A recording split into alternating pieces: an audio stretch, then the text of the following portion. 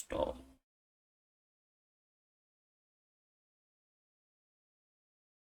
ये current affair का हमारा लेक्चर 2 होगा, आई मीन पार्ट 2 होगा।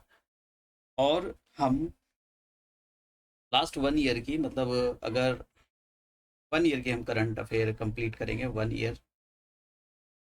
ठीक है। और मैं जो करंट अफेयर मैंने डिज़ाइन किए, उसके जो पार्ट, मतलब लेक्चर जो डिज़ाइन करे, उसके अंदर ऐसा नहीं कि जैसे फरवरी मंथ आ गया तो मैं केवल फरवरी फरवरी मंथ की ही करंट अफेयर डिज़ाइन करूँगा, मतलब लाऊंगा। तो इसके अंदर देखिए कॉम्बिनेशन में आएंगे। आपका हो सकता है आगे पीछे हो जाएगा, आपका फरवरी का मैं मार्च में कवर कर लूँ, या फिर दोनों, मतलब कॉम्बिनेशन ठीक नहीं बैठ सकता कि मार्च मार्च का ही लाऊं मैं। तो मैं देखिए इम्पोर्टेंट, बहुत इम्पोर्टेंट जो करंट करंट अफेयर है उनको लाऊंगा।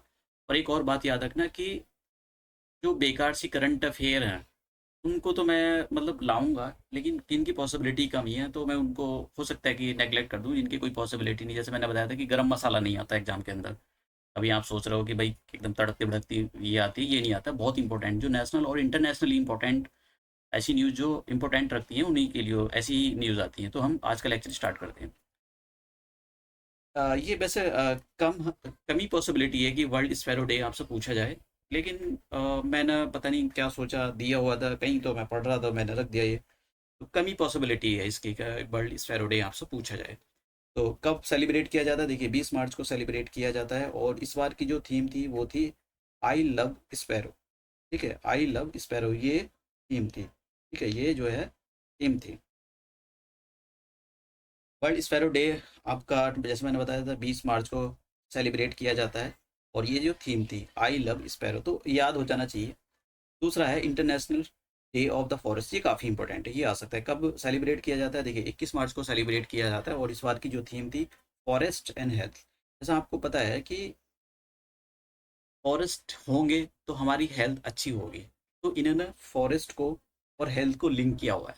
और इन्हीं थीम पर, चाहे वो यूपीएससी हो या दूसरे हो, उनके मेंस के क्वेश्चन फ्रेम होते हैं। कभी आप सोच रहे हो, आपने अगर पिछले साल के रिकॉर्ड देखे हो तो उस पर ऐसे ही लिंक करके दे देते हैं ये, कि फिर बोला जाता है कि कहाँ से क्वेश्चन आए थे। मतलब हमको एक लिंक आना चाहिए कि भाई फॉरेस्ट और हेल्थ का क्या रिलेशन है। नेक्स्ट इंपॉर्टेंट क्वेश्चन आ जाता है, करंट अफेयर आ जाती है कि वर्ल्ड वाटर डे। देखिए बहुत इंपॉर्टेंट है, ये तो बहुत ज़्यादा इंपॉर्टेंट है। वर्ल्ड वाटर डे सेलिब्रेट किया जाता है 22 मार्च को, और इस बार की जो थीम थी, इस बार की 2000 की जो थीम थी वो थी एक्सेलरेटिंग चेंज। कि एक्सेलरेटिंग चेंज का मतलब ये होता है कि भाई आप जो पानी खराब कर रहे हो और उसके कंजर्वेशन पर कोई ध्यान नहीं दे रहे हो, प्लीज़ अपने एफर्ट्स को डबल करो, ट्रिपल करो, मतलब उनको एक्सेलरेट कर दो अपने एफर्ट्स को पानी को बचाने के लिए, वाटर कंजर्वेशन के लिए। तो that is the theme of the water world water day. Next question, international renewable energy agency. ये एजेंसी के बारे में मैं तो नहीं इतना कुछ लाया हूँ, लेकिन एक बात याद रखना कि ये यूपीएससी में भी पूछा गया है कि वर्ल्ड एनर्जी ट्रांजिशन आउटलुक या रिपोर्ट कौन जारी करता है। तो आप याद रखना इंटरनेशनल रिन्यूएबल एनर्जी एजेंसी हर साल इसको जारी करती है, तो प्लीज़ इसको याद रखना। फैक्ट है, आपसे पूछा जा सकता है world energy transition outlook report क्या यूएन जारी करता है, वर्ल्ड बैंक जारी करता है, कौन, उल्टे सीधे ऑर्गेनाइजेशन आपको दे दी जाएंगे। तो प्लीज़ इसको याद रखना। नेक्स्ट देखिए, वर्ल्ड टीवी डे कब सेलिब्रेट किया जाता है? 24 मार्च को सेलिब्रेट किया जाता है, और इस बार की जो थीम थी yes we can end it. देखिए थीम पर मैं क्यों ध्यान दे रहा हूँ, कभी कभी नहीं, मतलब ये जो जैसे एसएससी का हुआ और ये जो आपका एग्जाम पीसीएस का जो एग्जाम है, यहाँ पर थीम डाल ही देते हैं। वो आपसे पूछा जाएगा, एक दो क्वेश्चन मिल ही जाएंगे आपको, कभी कभी तो दो दो डाल देते हैं क्वेश्चन। भाई कौन सी डेट को सेलिब्रेट किया जाता है, कौन सी थीम, ये दो ही क्वेश्चन बनते हैं, कौन सी डेट और थीम। ये काफ़ी इंपॉर्टेंट क्वेश्चन है। और इस बार का देखिए, हमारे हमको आपको बताया कि नोबेल प्राइज़ हर साल दिए जाते हैं। तो स्टैटिक्स में नोबेल प्राइज़ नहीं दिया जाता है, तो स्टैटिक्स के अंदर एक प्राइज़ दिया जाता है। ठीक है, ये नोबेल प्राइज़ की कैटेगरी के इक्वल ही होता है। और इंटरनेशनल, देखिए इसका नाम है इंटर दो हज़ार, देखिए 2023 का इंटरनेशनल प्राइज़ इन स्टैटिस्टिक इसको दिया गया है। एक इंडियन अमेरिकन स्टैटिशियन है, उनका नाम है राधा कृष्ण रॉय।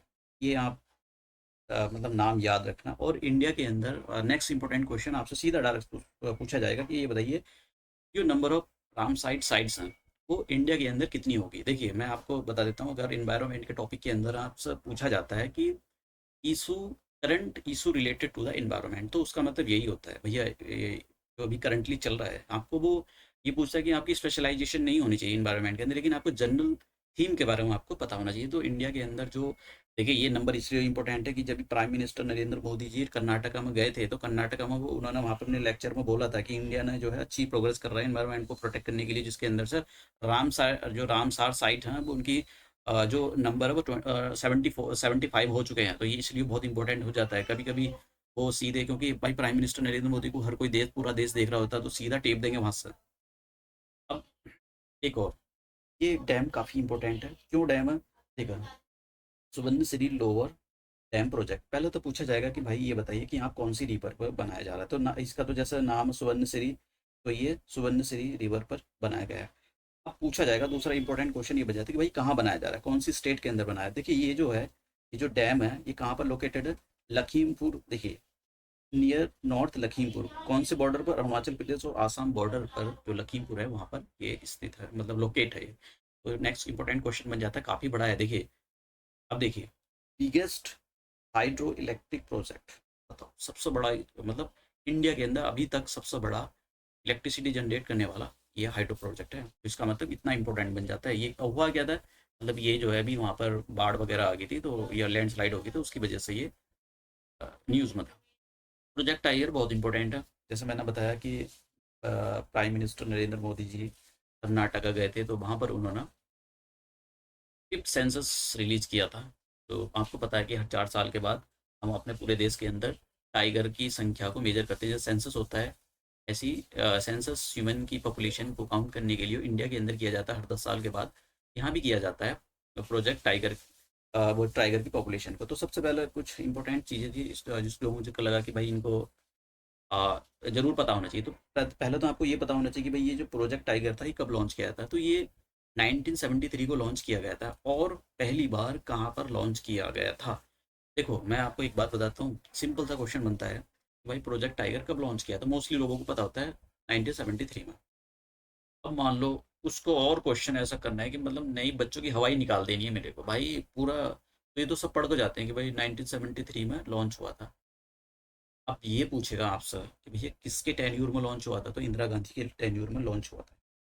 ठीक है, आपको पता है 1977 तक इंदिरा गांधी का, 1966 से लेकर 1977 तक इंदिरा गांधी का टेन्योर था, यानी मतलब वो प्राइम मिनिस्टर थी।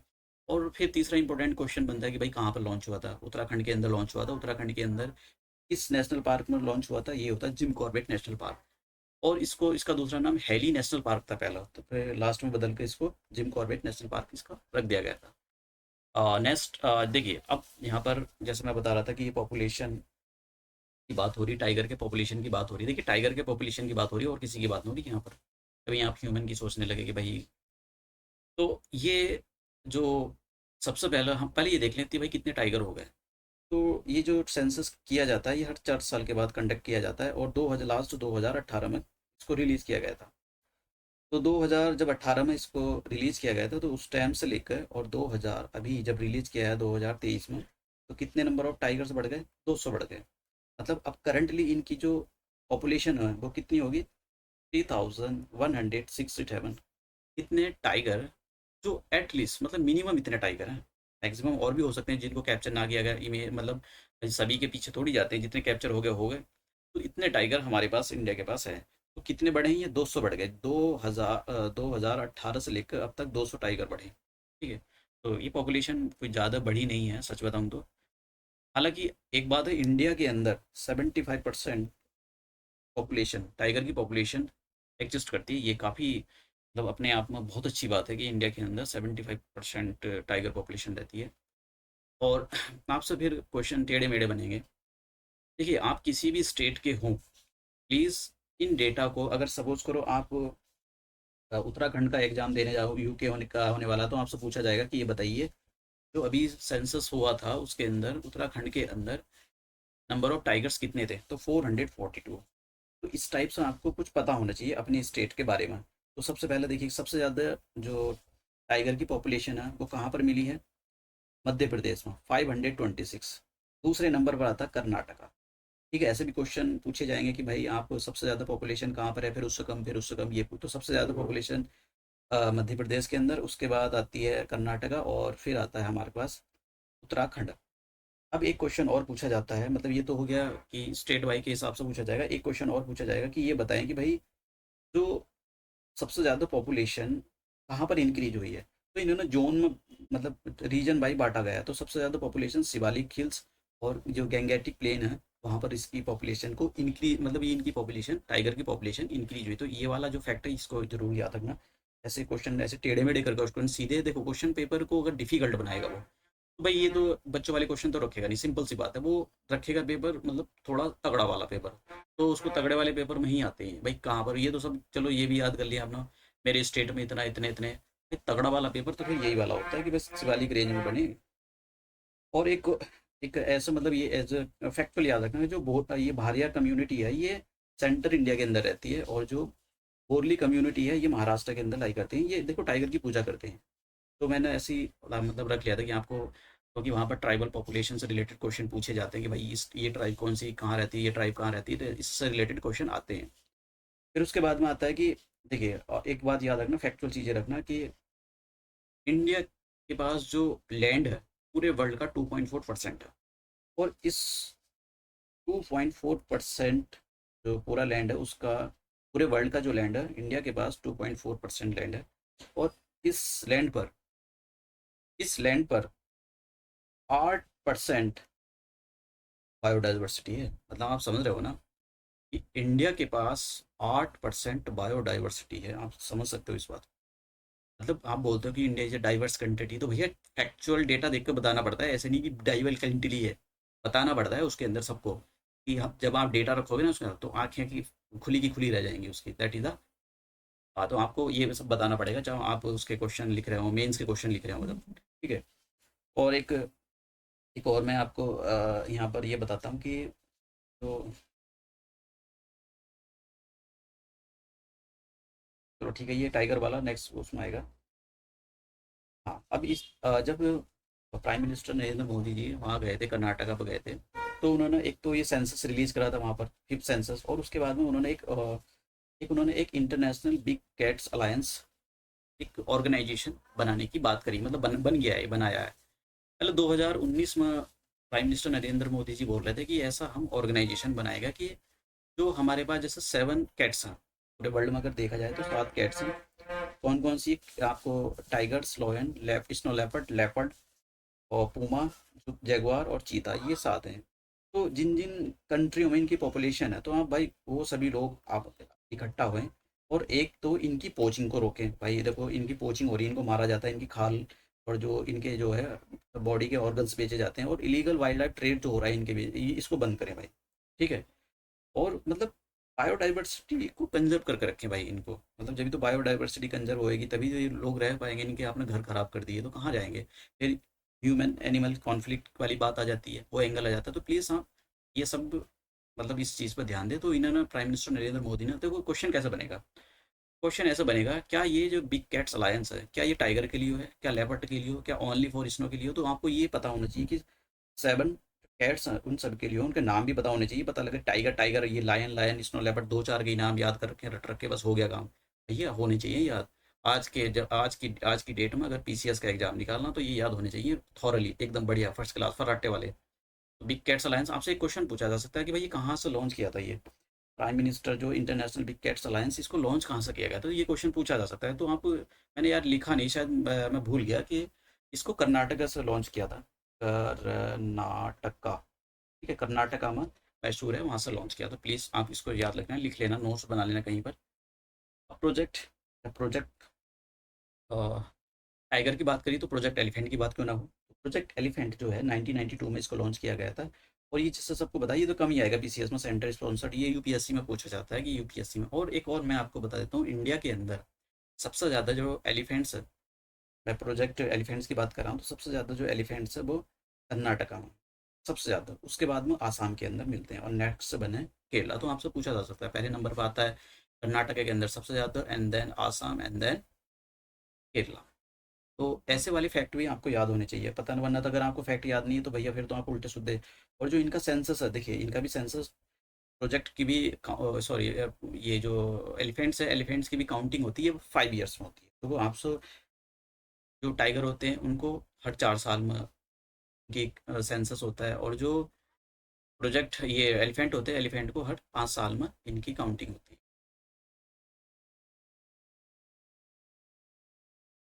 एक और बात याद रखना कि एक अभी हमारे जो ऑनरेबल प्रेसिडेंट हैं, वो वहाँ गई थी आसाम के अंदर काजीरंगा नेशनल पार्क है, तो वहाँ पर उन्होंने गज उत्सव सेलिब्रेट किया था। गज उत्सव सेलिब्रेट वहीं पर किया जाता है काजीरंगा नेशनल पार्क के अंदर। तो एक ये वाला आप इसको लिख लेना एक कहीं जगह, ये काफ़ी इंपॉर्टेंट है। गज फेस्टिवल कहाँ पर सेलिब्रेट किया जाता है? काजीरंगा नेशनल पार्क, ये आसाम के अंदर। दूसरा, हाँ, हमारे पास जो दूसरी इंपॉर्टेंट खबर है वो है, खबर मतलब न्यूज़ है, करंट अफेयर है। वर्ल्ड मलेरिया डे कब सेलिब्रेट किया जाता है? ये हर 25 अप्रैल को सेलिब्रेट किया जाता है। और इस बार की जो थीम थी, time to deliver zero malaria, ये इस बार की थीम थी। तो देखिए, मैं ये तो नहीं कहता हूँ कि भाई सबकी थीम आपको याद हो जाएंगी। प्लीज़ आप जो है इनको थीम को एक शॉर्ट नोट, मतलब एक छोटी सी डायरी लें और डेट लें भैया। कुछ तो कर लें यार, देखो कुछ तो करना पड़ेगा भाई। आपको ऐसा नहीं कि हम 10 याद कर लिए बस हो गया। अब आपको पता है कि भाई वो बहुत गेम खेलता है बनाने वाला पेपर, उसको भी पता है कि सारे जितने भी, जिसने भी, मतलब क्या बताएं कि जिसने ग्रेजुएशन कर लिया ना, उसके आत्मा में, उसके सपनों में एक ही बात चलती है, बस वो डीएम है या एसडीएम बन गया है बस। ठीक है, इंडिया के अंदर और कुछ तो आता नहीं लोगों को। बिजनेस कर लें कहीं से, टपरी लगा ले चाय की, हैं, समोसे बनाने वाला कुछ काम कर ले, कुछ बिजनेस कर ले, वो तो कुछ नहीं आता है इंडिया के लोगों को। एक ही काम आता है, हमको जॉब दे दो, जॉब दे दो, जॉब दे दो। अब भैया आप, वो पेपर, तुमको पता है वो पेपर बनाते ही ऐसा, इस बार ऐसा फाड़ू पेपर बनाया था ना यूपीएससी ने। मैं तो कहता हूँ और फाड़ू बनाना चाहिए, लोग उधर जाए भी ना भाई। मतलब लोग अपने रिसोर्सेज खत्म खराब कर रहे हैं, मतलब इतने कई कई लाख रुपए कोचिंगों में देते रहते हैं। कोई अपनी भैंस बेच रहा है, कोई ज़मीन बेच रहा है, कोई घर बेच रहा है, कोई लोन ले रहा है। तो भैया कोई मतलब है इस चीज़ का?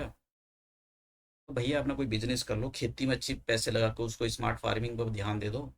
ये कोई यूपीएससी का कोई देश चलता है? तो इसलिए यूपीएससी वाला भी ये सब समझ रहा है कि भैया इसको सबको ये कोचिंग वाला है। और फायदा किसको हो रहा है?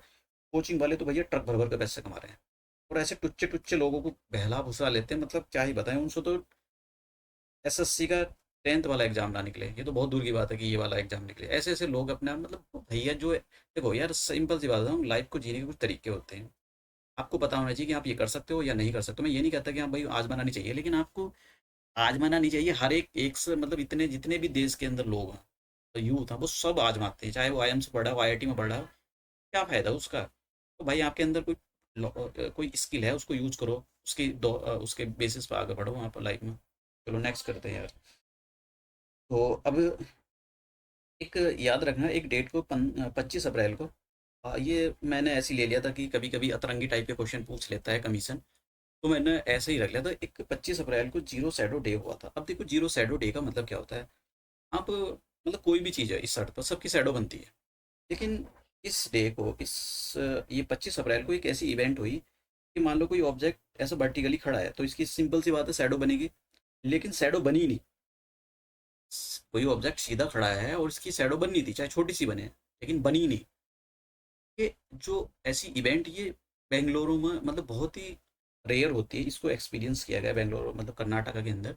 तो इसी डे को इन्होंने जीरो शैडो डे बोला है। ठीक है, तो मतलब काफ़ी अजीब सी बात थी ये। तो हो सकता है कि भाई ये क्वेश्चन इस पर दे दे कि भाई जीरो शैडो डे क्या है, कब सेलिब्रेट किया गया, आया था, कब हुआ था। तो ऐसा भाई ये एक बार करके चले जाना, तरंगी टाइप का क्वेश्चन है, कभी कभी कमीशन फॉर्म कर देता है।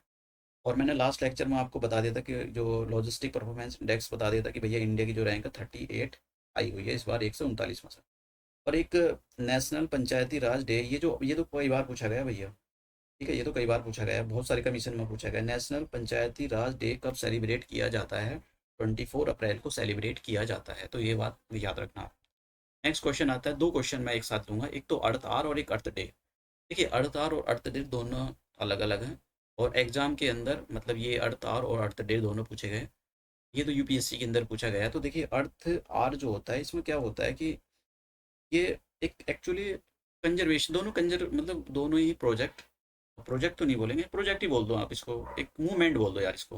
ये दोनों अर्थ डे और अर्थ आर जो है, अर्थ को बचाने के एक तरीका है, एक कैंपेन है।